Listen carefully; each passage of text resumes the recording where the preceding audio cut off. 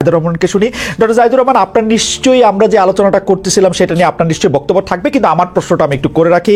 নতুন রাজনৈতিক দল নিবন্ধনের জন্য বিজ্ঞপ্তি দিয়েছে নির্বাচন কমিশন। আপনি জানেন যে এর মাধ্যমে এক ধরনের নির্বাচনের ট্রেনের যাত্রা শুরু হয়েছে বলে কেউ কেউ বলছেন। আপনি নিজেও নির্বাচন সংস্কার কমিশনের সদস্য ছিলেন, আপনারা কতগুলি সুপারিশ দিয়েছেন, সেগুলি সংস্কার করতে বলেছেন, কিন্তু সেগুলি সংস্কার করা নিয়ে কোনো অগ্রগতি আছে কিনা, শুরু হয়েছে কিনা তাই আমরা জানি না। এই সংস্কারের আগেই যে একটা নির্বাচনের কথা হচ্ছে, সে তাহলে সংস্কারটার আসলে কি হবে?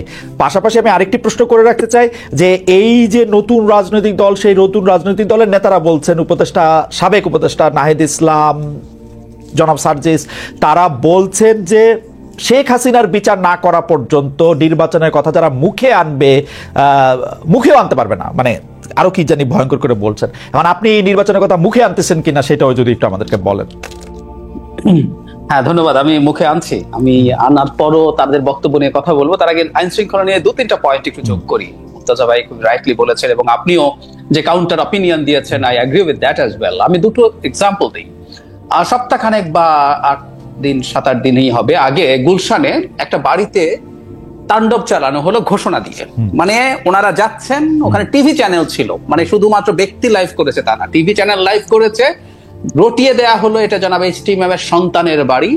পরে দেখা গেল তা না, এটা আসলে তার সাবেক স্ত্রীর বাড়ি, যাদের অনেক আগে ডিভোর্স হয়েছে। সেটা সরিয়ে রাখে ধরে নিলাম এটা সম্ভবত নাম তানভীর ইমাম, ধরে নিলাম এটা তানভীর ইমামের বাড়ি।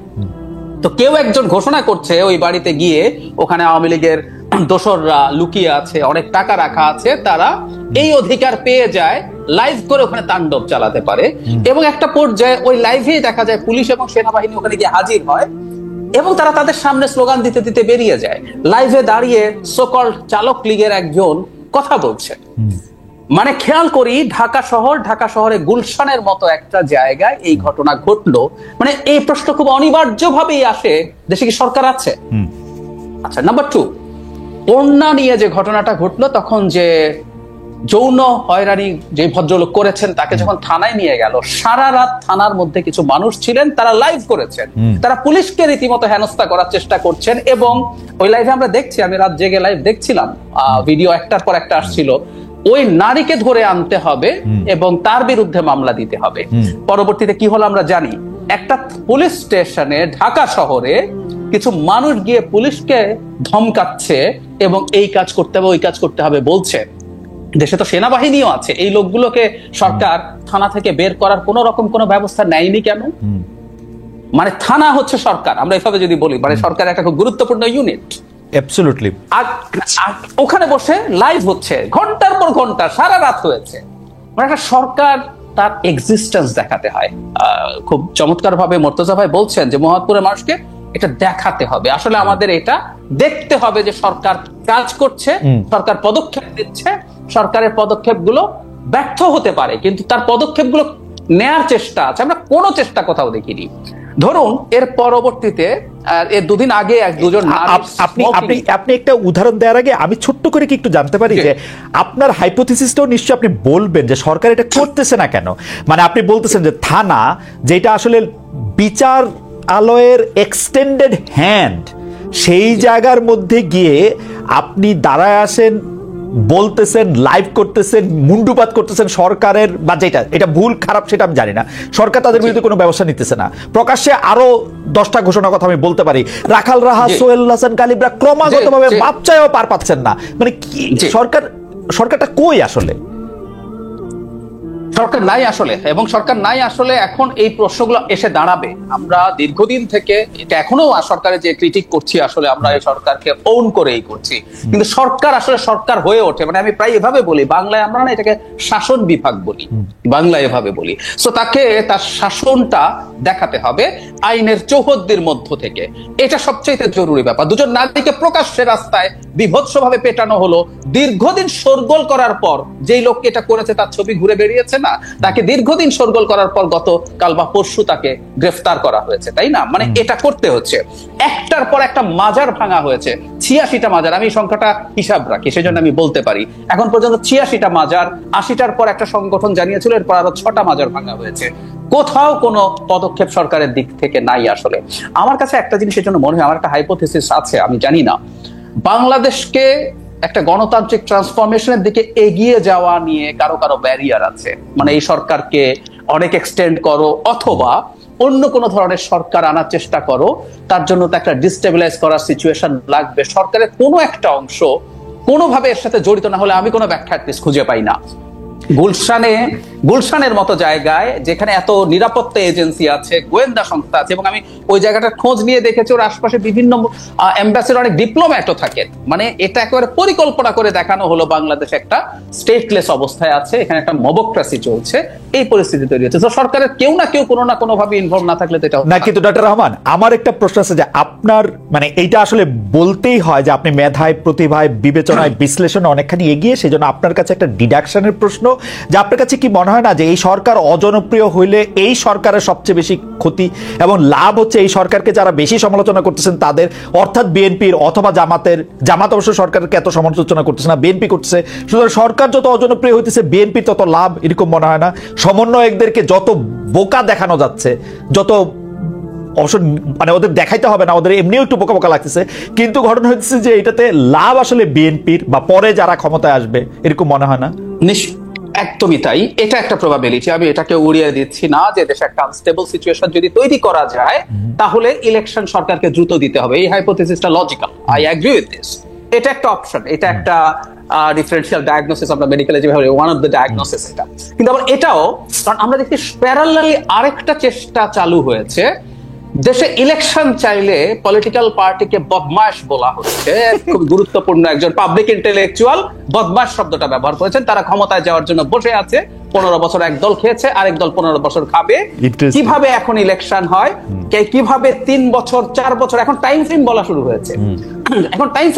হয়েছে, গুরুত্বপূর্ণ লোকজন। এবং আমরা আসলে যেহেতু দেশের পলিটিক্যাল অবস্থা খোঁজ খবর রাখি, যাদের একটা অংশের সাথে খুবই যোগাযোগ আছে, ছাত্রদের, সমন্বয়কদের এবং সরকারের কারো কারো, তারা যখন এই আলাপগুলো করে তখন এটাও আরেকটা অপশন যে সরকার যদি আনস্টেবল হয়ে ওঠে তাহলে ভিন্ন কিছু, সেটা 1-11, সেটা একটা মিলিটারি টেক ওভার, অথবা একটা সোকল্ড আমি বলছি এটা জেনে শুনে, এই ফাইটটা আমি দীর্ঘদিন থেকে করছি, একটা বিপ্লবী সরকার এখনো এই আলাপ তোলা হয় যাতে করানোর চেষ্টা করা যায়। তারা সফল হবে কিনা ডিফারেন্ট আলোচনা। সো এইরকমও একটা অপশন আসলে এখানে আছে। আমরা দুটোকেই কনসিডারেশনে নিশ্চয়ই রাখবো। আমি আপনারটাকেও গ্রহণ করছি। আমি শেষ আপনার কাছ থেকে একটু মন্তব্য আশা করতেছিলাম যে আপনি যখন শেখ হাসিনার বিচার করার আগে কেউ নির্বাচনের কথা মুখে আনলে ওইটা যদি আপনি একটু বলেন যে তারপর আপনি কোন মুখে আনতেছেন শেখ হাসিনার বিচার ছাড়াই ইলেকশনের কথা। আচ্ছা, প্রাথমিকভাবে আমি মনে করি, আমি প্রায় বলি কথাটা, পৃথিবীর কোন দেশের পলিটিশিয়ানদের কথাকে আসলে আক্ষরিকভাবে না নেওয়াই উচিত হবে। এগুলো রেটরিক সারা পৃথিবীতেই থাকে, কিন্তু আমি তাদেরকে একটা প্রশ্ন করেছিলাম, আসলে তাদের লোক অনেকের সাথে আমি টিভিতে টক শো করি, সেটা হচ্ছে মানে বিচার বলতে কি বোঝাচ্ছেন তারা। মানে আমি একজন তো ফাঁসির কাষ্ঠে দেখার আগ পর্যন্ত মানে নির্বাচনের কথা বলা যাবে না বলেছেন। তো বিচার কোন পর্যায় পর্যন্ত? আপনি এই ব্যাপারগুলো খুবই ভালো ওয়াকিবহাল আছেন যে তাদের যে আইসিটিতে বিচার হচ্ছে, এটার প্রাথমিক রায় হবে, এটার আপিল হবে, যদি তার মৃত্যুদণ্ড হয় তার ডেথ রেফারেন্স হবে, তারপর অনেক সব পদক্ষেপ, ঠিক আছে, ফাঁসির কাষ্ঠ না, ফাইনাল রায়।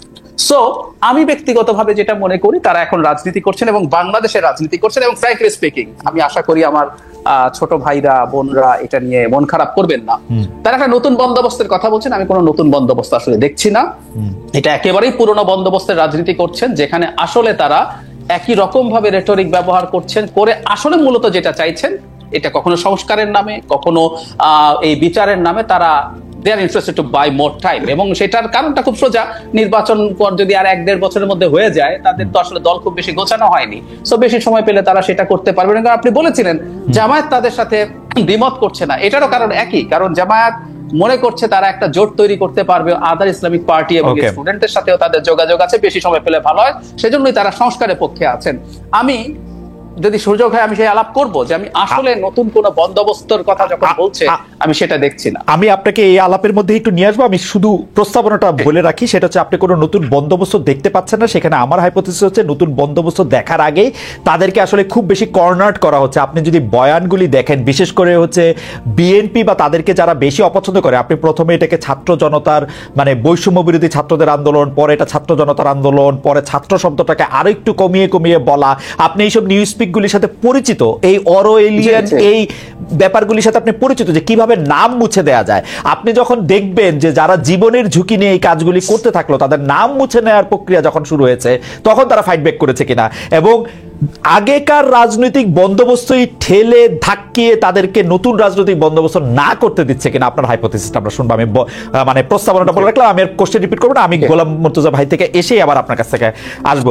মুর্তজা ভাই, আপনি নিশ্চয়ই আলাপটা শুনলেন। আমি আপনার প্রসঙ্গে একটু একটা প্রসঙ্গ করতে চাই যে আপনি গত মাসে এক টক শোতে আওয়ামী লীগকে ইঙ্গিত করে হয়তো এরকম বলেছেন যে পরাজিতদের ধ্বংস করে দিতে হবে।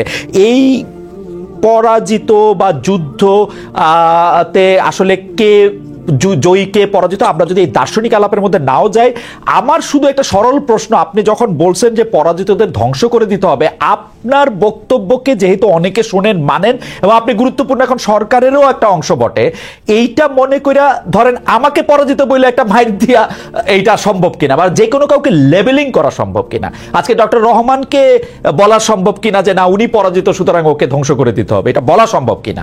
আমি এইটা একটা, আপনার এই বক্তব্যটা একটা লেবেলিং এর মানে মানে মানে মানে একটা বৈশিষ্ট্য বা বীজ ধারণ করে কিনা? ধন্যবাদ আপনাকে যে আপনি এই প্রশ্নটা করেছেন। এই প্রশ্নটার একটা প্রশ্ন করে কোনো একটা কথা বলে পরবর্তীতে যখন সেই কথাটার আবার ব্যাখ্যা দিতে হয় যে আমি এই কথাটা এইভাবে বলি নাই, আমি অমুক ভাবে বলেছি, তখন বোঝা যায় যে ওই কথাটা আসলে সমাজে বিভিন্ন রকমের অর্থ তৈরি করেছে। অর্থাৎ আমি যেটা মনে করে বলেছি, যারা আমার কথা শুনছেন তারা বিষয়টিকে সেটা মনে করছেন না। মনে করছেন না এটা দুই ভাবে, একটা মনে করছেন না উদ্দেশ্যমূলক ভাবে, আরেকটা মনে করছেন না সত্যি সত্যিই তারা বুঝতে পারছেন না হয়তো যে আমি এটা দিয়ে কি বুঝালাম।